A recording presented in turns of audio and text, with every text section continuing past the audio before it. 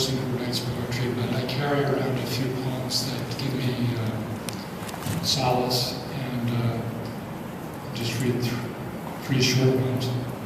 I just discovered, and I may not be pronouncing this poet's name correctly. Her name is Wisława. Anybody know Wisława? Wisława. Yeah, Wisława. Okay. Well, maybe you know this poem, but she won the Nobel Prize for Poetry, and she just passed away.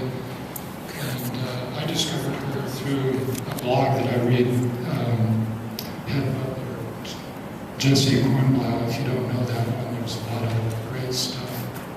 But anyway, here it is. It's called A Contribution to Statistics.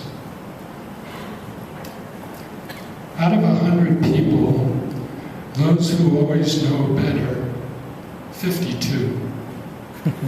Doubting every step, nearly all the rest. Ready to help as long as it doesn't take too long, 49. Always good, because they cannot be otherwise, 4. Well, maybe 5. Able to admire without envy, 18. Led to error by youth, which passes, 60, plus or minus. Those not to be taken lightly, 40 and 4. Living in constant fear of someone or something, 77. Harmless alone, savage in crowds, half at least. Cruel when forced by circumstances. Better not to know even ballpark figures. Wise after the fact. Just a couple more than wise before it. Getting nothing out of life but things. 30. I wish I were wrong. Doubled over in pain, without a flashlight in the dark. 83 sooner or later. Righteous, 35, which is a lot. Worthy of compassion, 99. Mortal, 100 out of 100. Thus far, this figure still remains unchanged. And finally, this.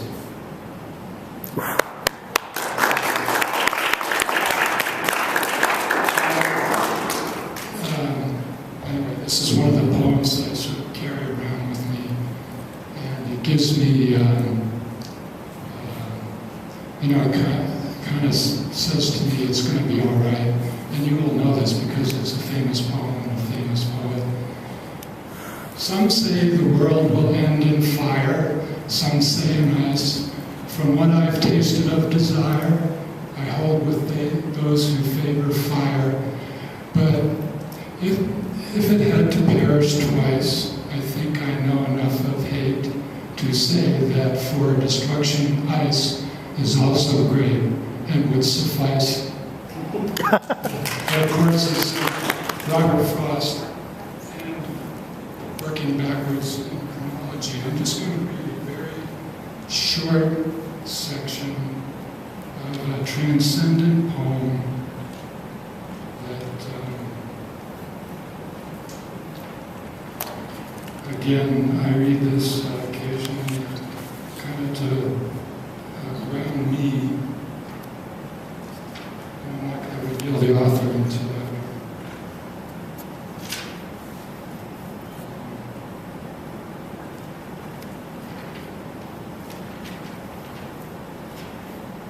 I have a library at home, and it's a very small library because I work in this library without a million. So why do I need a library at home? But a couple of the few books that I do have, they're poetry books. So anyway, the print is very small because the edition is very old. Probably been carrying this book around for 40 years.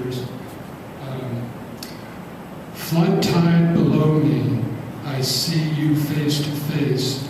Clouds of the west, sun there, half an hour high. I see you also face to face. Crowds of men and women attired in unusual costumes. How curious you are to me. On the ferry boats, the hundreds and hundreds that cross, returning home, and more curious to me than you suppose. And you that shall cross from shore to shore, years hence are more to me and more in my meditations than you might suppose.